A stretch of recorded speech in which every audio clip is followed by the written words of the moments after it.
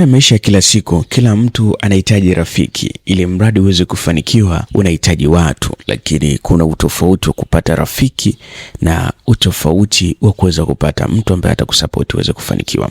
Kila mtu anahitaji rafiki katika maisha yake, lakini si kila rafiki ni bora kwenye maisha yako. Elewa hii kauli.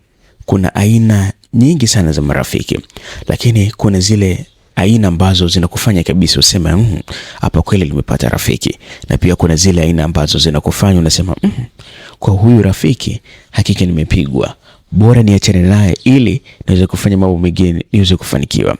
Umeshawahi kukutana na ile hali ambayo upo na rafiki zako, ukiwashirikisha tu mambo yako basi lazima mambo yako yafeli? Lakini umeshawahi kukutana na ile hali ambayo upo na marafiki zako, ukiwashirikisha tu mambo yako lazima mambo yakae hivi moto? Ushawahi kujiuliza ni kwa nini?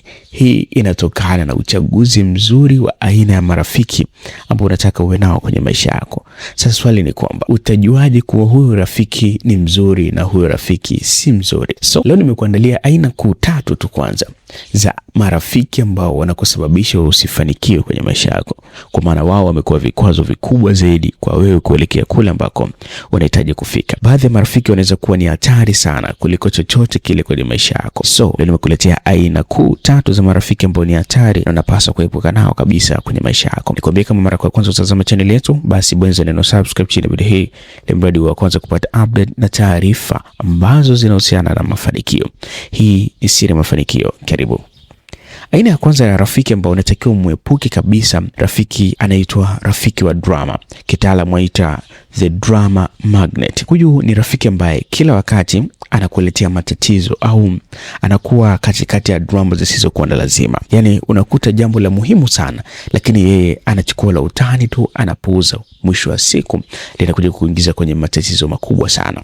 Yani badala ya kukusaidia kutokana na ile changamoto, yeye akipitia zile changamoto basi anafanya maamuzi ya kusambaza maneno, anawaambia watu last like yani unafanya movies. Unajua movies zilivyo, unaona kabisa hii movie ndio inaelezea uhalisia, lakini kuna the way ambayo imetengenezwa inaonekana kabisa ni tofauti na vile ambavyo inatakiwa iweze kuelezea. Sasa ndio hii aina ya rafiki ambaye anaitwa the drama friend. Yani yeye kila kitu anachukulia easy sana. Ukimshirikisha kitu fulani anakusikiliza, lakini badala ya kusaidie anachukulia easy sana. Na sio hivyo tu, bali anaongeza na chumvi za kutosha kwenye hizo shida zako ambazo anaelezea watu wengine. So akienda kumuelezea mtu yoyote yule, anaongezea chumvi, maneno yanakuwa ni mengi sana. Hii inapelekea moja kwa moja wewe kupoteza confidence na pia kuwa mbali sana na kile ambacho ulikuwa unakihitaji kukipata. So epuka sana kuwa na marafiki wa aina hii, the drama friend. Lakini mara nyingi sana marafiki wa aina hii waga wana nguvu sana. Unaweza kusema na achana naye kabisa huyo rafiki, lakini akija kurudi unakuta anaongea point moja tu, na the way ana present unanogea, unarudiana naye tena, unaendeleza urafiki. So kuwa makini sana na rafiki wa aina hii. Rafiki wa pili ni yule rafiki ambaye anaitwa the energy vampire. Kwa maana huyu ni yule rafiki ambaye anakuchosha.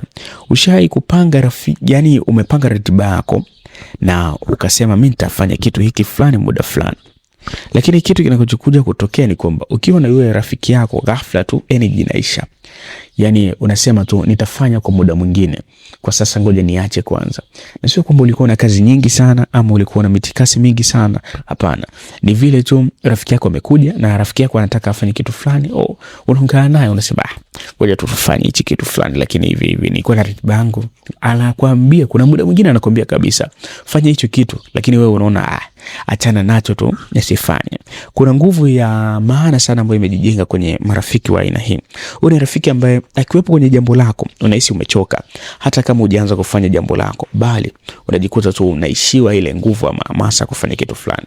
Mara zote wanapunguzaga ndoto zako, yani wanakosoa sana kila hatua kwenye mafanikio yako, kwenye malengo yako, na anakuambia kabisa huwezi kufanikiwa sababu watu wengi wameshajaribu hii kitu na wameshindwa. Itakuwaje wewe wa kwanza bana? Huwezi kufanikiwa.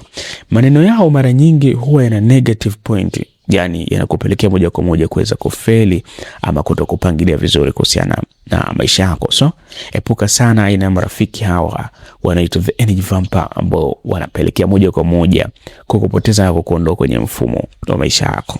Rafiki wa tatu ni anayechezea wakati wako. the time waster. Huyu ni rafiki ambaye kila wakati anakuomba msaada umsaidie, lakini jambo ambalo unaenda kumsaidia halina ulazima kwa wewe kuweza kumsaidia. Imagine mtu anakuomba msaada, unaona kabisa hiki kitu anaweza kukifanya yeye mwenyewe, lakini anakuhitaji wewe.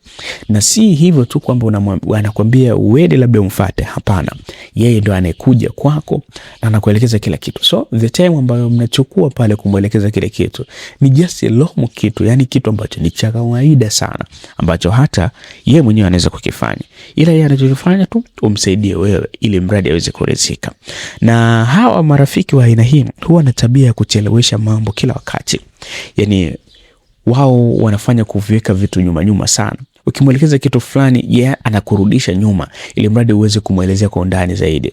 Hawa wanafanya kupoteza muda wako ambao umeshapanga.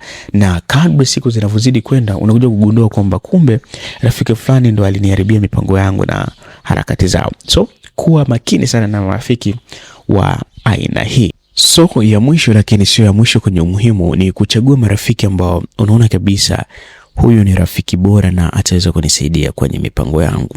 Kama usije kuchagua rafiki ambao unaona kabisa atakuja kuwa tatizo kwenye mipango yako na mipangilio ambayo umeamua kuifanya, chagua marafiki ambao ni bora zaidi kwenye maisha yako ili mradi uweze kujifunza zaidi. Asante kwa kunisikiliza. Hii ni Siri za Mafanikio. Nikwambie tu sasa kubonyeza neno subscribe chini ya video hii ili mradi uweze kupata mafundisho mengi zaidi kuhusiana na mafanikio. Asante kwa sasa. Bye bye.